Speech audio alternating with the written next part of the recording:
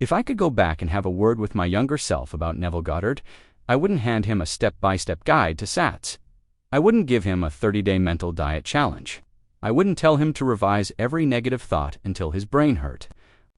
I wouldn't even mention the lullaby method or the ladder technique or any of the dozens of methods I spent years obsessing over.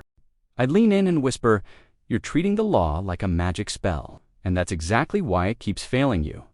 After spending years studying every Neville lecture, every book, every obscure recording I could find, I've discovered something that changes everything.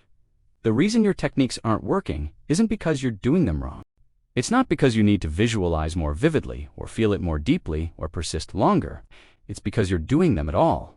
I know that sounds like a riddle. I know it might even sound frustrating, especially if you've been working these techniques religiously for months or even years. But stay with me, because in the next 15 minutes, I'm going to share the 5 truths about Neville's teachings that no how-to video will ever tell you. These are the realizations that took me from desperately cycling through techniques, from feeling like a failure every time my 3D didn't shift, from checking my phone obsessively for signs that my SP was coming back, to actually living from my wish fulfilled. 2. Waking up in the morning and genuinely not caring what the 3D looked like, because I knew who I was, and they have nothing to do with working harder or finding the perfect method. Let's start with the uncomfortable truth that nobody wants to hear. Truth number 1. Techniques don't manifest. States do. When most people discover Neville, they immediately start hunting for the technique that works. They watch videos, they read blog posts, they join subreddits and Discord servers, all asking the same question: which technique actually manifests? SATs before bed, revision in the morning, mental diets throughout the day, affirmations in the mirror, the lullaby method when you're falling asleep, living in the end while simultaneously checking your phone every 5 minutes to see if your SP texted back. I did this for months. Actually, I did it for over a year. I had a spreadsheet. I'm not kidding. I tracked which techniques I used, for how long, how vividly I visualized, and whether anything changed in my 3D reality. I was manifesting like it was a part-time job. Like if I just found the right combination, if I just worked hard enough, the universe would finally give me what I wanted. And here's what happened. Nothing. Or worse than nothing. Because I was exhausting myself and feeling like a failure every time I broke my mental diet, or forgot to revise something, or couldn't get into SATs because my mind was too busy. I'd have a good visualization session and wake up excited, only to see the same circumstances staring back at me. The SP still hadn't reached out. The money still hadn't appeared. My reality looked exactly the same, and I'd spiral into doubt. Did I do it wrong? Was I not specific enough? Did I accidentally affirm the opposite?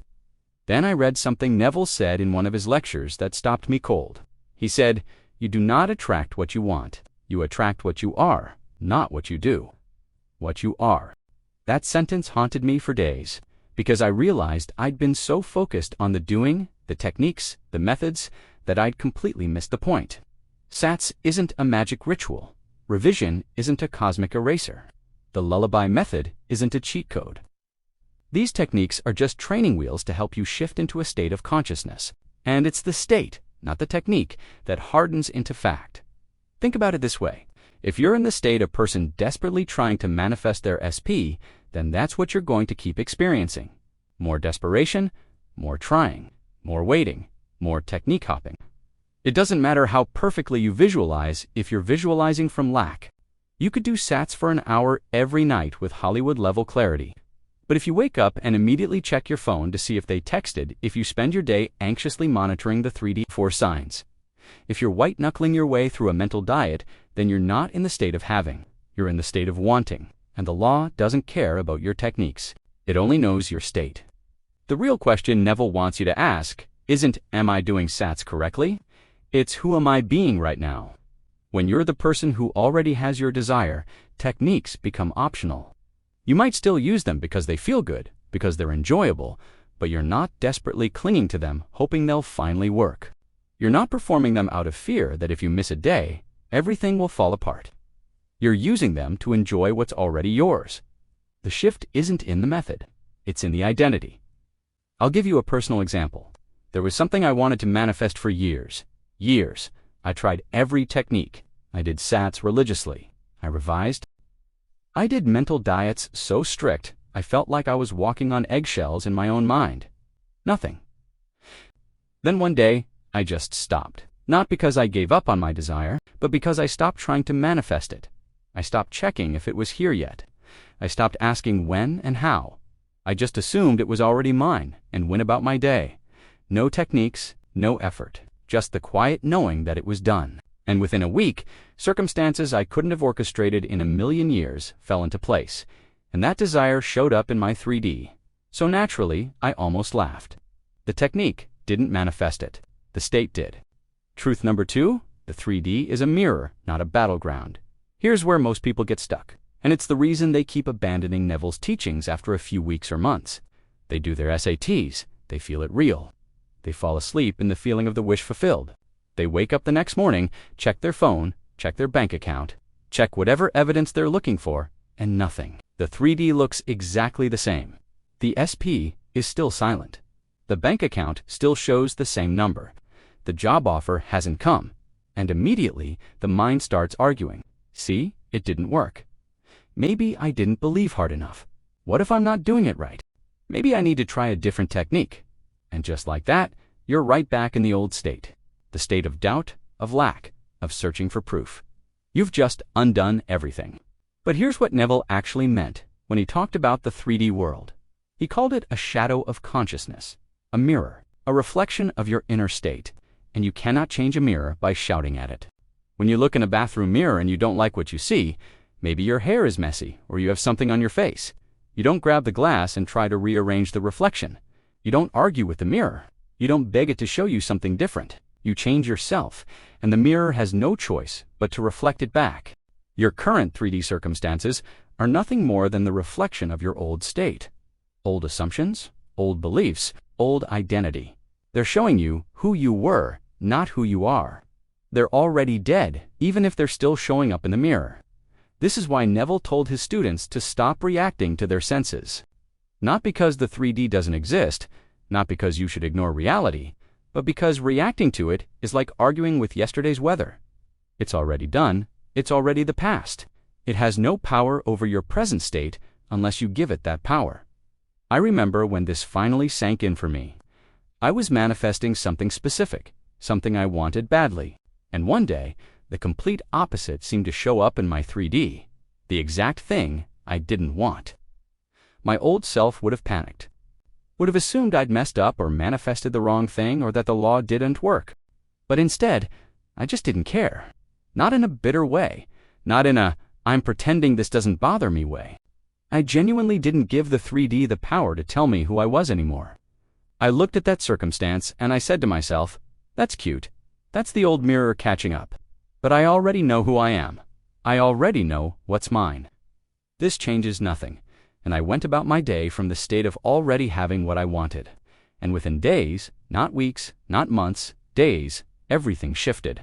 That unwanted circumstance dissolved like it was never there, and what I actually wanted showed up so naturally it was almost anticlimactic. The 3D is always playing catch-up to your state.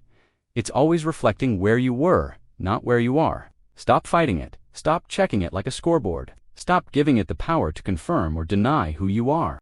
The game is already won the moment you accept your new identity. The mirror will catch up. It has to. That's the law. Truth number 3. Living in the end doesn't mean pretending. This is the part where people get completely tangled up. They hear live in the end and they think it means walking around pretending they're rich when they're not, forcing themselves to feel grateful for the SP who ghosted them, smiling through gritted teeth while their inner world is screaming in panic. That's not living in the end. That's performing. That's acting. That's lying to yourself. And your subconscious knows the difference. Living in the end is not about faking it till you make it. It's not about toxic positivity or delusional thinking. It's about naturalness. It's about the quiet, inner knowing that it's already done. Think about something you already have in your life right now. Something you're not trying to manifest because it's already yours. Maybe it's your phone. Maybe it's your car. Maybe it's your best friend. You're not walking around all day saying, I'm so grateful for my phone. I have my phone. My phone is mine. I am the person who has a phone. That would be insane. You'd look like you'd lost your mind. You just have it. It's a known issue. It's so natural. so assumed that you barely think about it unless you need to use it. That's the feeling Neville is pointing you toward. Not excitement, not desperate gratitude, not affirmations on repeat. Just calm, settled, done. He called it the Sabbath. The rest? The state where you're no longer working, striving, or trying to make something happen because it already has happened. In your imagination, which Neville said, is the only reality. When I finally understood this, everything changed. I stopped doing Neville. I stopped setting timers for sats. I stopped revising my entire day like it was homework. I stopped forcing myself to feel grateful when I didn't feel grateful. I just lived from the assumption that my desire was already mine. In the same way, I live from the assumption that I have hands. I don't try to believe I have hands. I don't do affirmations about my hands. I don't visualize my hands at night. I just have them. And paradoxically, that's when everything started showing up in my 3D. Because living in the end isn't a technique you perform. It's not something you do for 20 minutes before bed and then forget about for the rest of the day.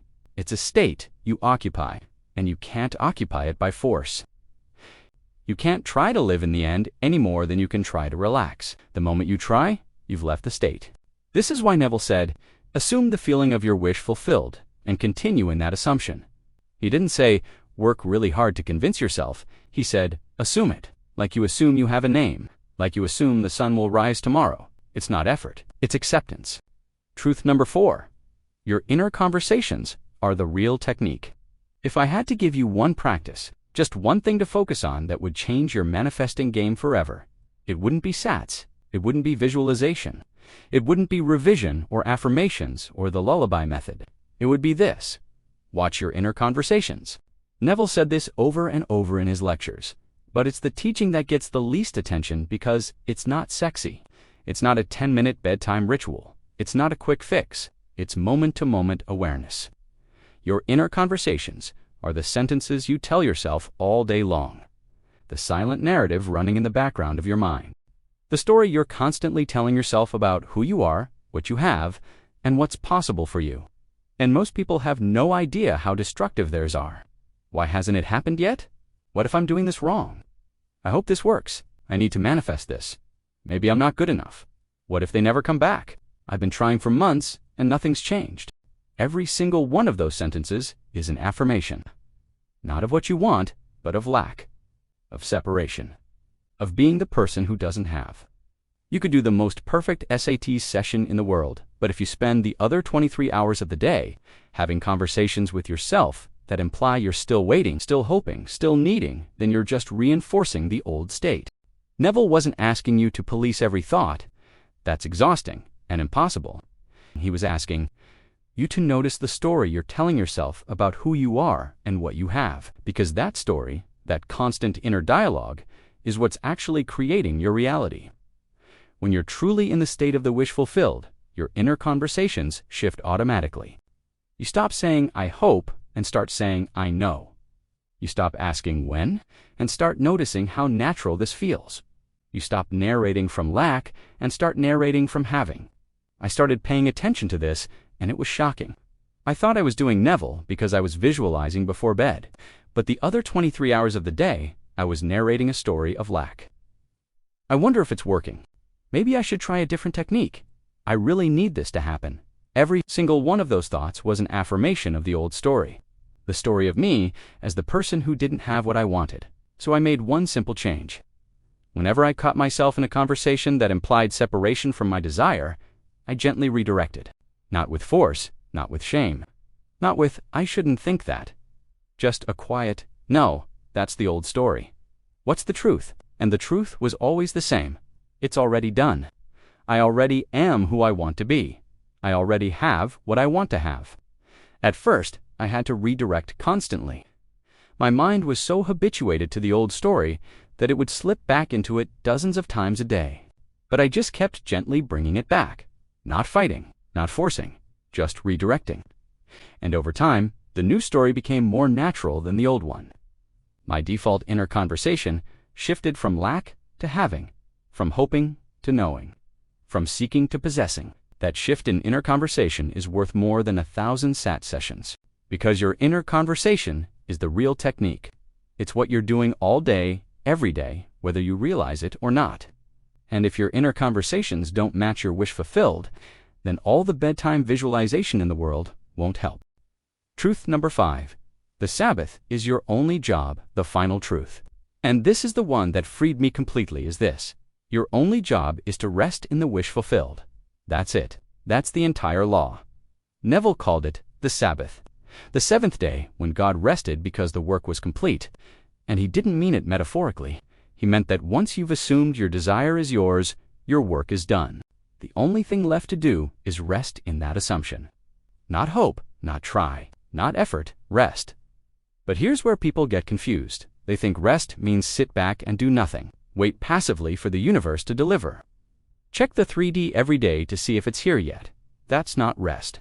That's anxiety disguised as patience. Real rest, the Sabbath rest Neville talked about, is a state of profound relief. It's the feeling you have when something you were worried about gets resolved, when a problem you were stressing over suddenly gets solved. That exhale, that release, that, oh, thank God, it's done. That's the Sabbath. It's not giving up. It's not detachment in the sense of not caring. It's the deep cellular knowing that it's already handled, that you can stop trying because there's nothing left to try for. One spent years misunderstanding this. I thought let go and let God meant I had to stop wanting my desire or pretend I didn't care about it. So I'd do my techniques and then try to detach, which just created more inner conflict. But then I understood what Neville really meant. The Sabbath isn't about not caring, it's about not doubting. It's the difference between, I hope this works, and it's already done. One is waiting, one is knowing, one is seeking, one is having. When you enter the Sabbath, there's nothing left to do. You're not checking the 3D, you're not anxiously waiting for signs. You're not trying to make things happen. You're just living your life from the state of already having what you want. And here's the beautiful part. When you truly rest in the Sabbath, when you genuinely feel that relief of it's done, your 3D has no choice but to conform, because you're no longer in the state of wanting. You're in the state of having. The bridge of incidents unfolds automatically. Circumstances you couldn't have planned arrange themselves. People show up. Opportunities appear. And it all feels so natural, so inevitable, that you barely notice it's happening, because it was already done the moment you assumed it was. The real secret: stop doing, start being. So here's what I'd tell my younger self if I could go back. And here's what I'm telling you now. You don't need another technique. You don't need to master sats or find the perfect affirmation or revise harder or visualize more vividly. You don't need to join another program or watch another how-to video. You need to stop treating manifestation like a job and start treating it like an identity shift. Neville's entire message, every lecture, every book, every teaching, boils down to this. Assume you already are the person who has what you want, and everything else takes care of itself. The techniques are just tools to get you into the state. But most people get so obsessed with the tools that they never actually enter the state. They're hammering nails without ever building the house. They're doing sats, but not being the person who has the desire. They're living in the end as a technique instead of as a state.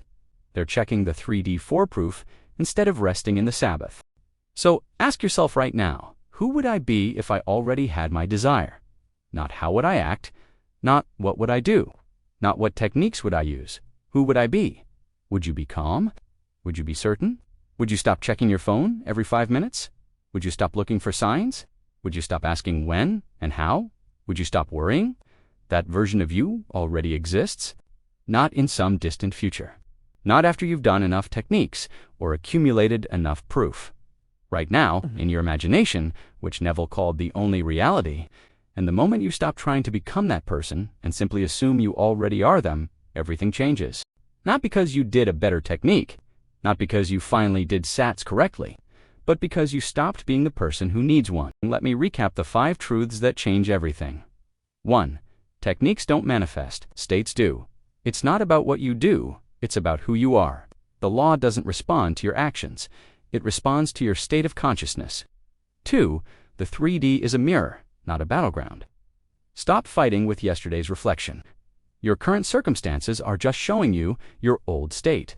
They have no power over your present unless you give it to them. 3. Living in the end means naturalness, not performance. It's the Sabbath, the rest, the quiet knowing that it's already done, not forcing, not pretending, just assuming. 4. Your inner conversations are the real technique. The story you tell yourself all day long is what hardens into fact. Change the story, change the state. 5. The Sabbath is your only job. Rest in the wish fulfilled. Not hoping, not waiting, resting. The deep relief that comes from knowing it's already done. You're not failing because you're doing Neville wrong. You're failing because you're still doing instead of being. Stop trying, start assuming. That's the only secret there is. If this landed for you, drop a comment and tell me which truth hit hardest. I read every one, and I'll see you in the next video.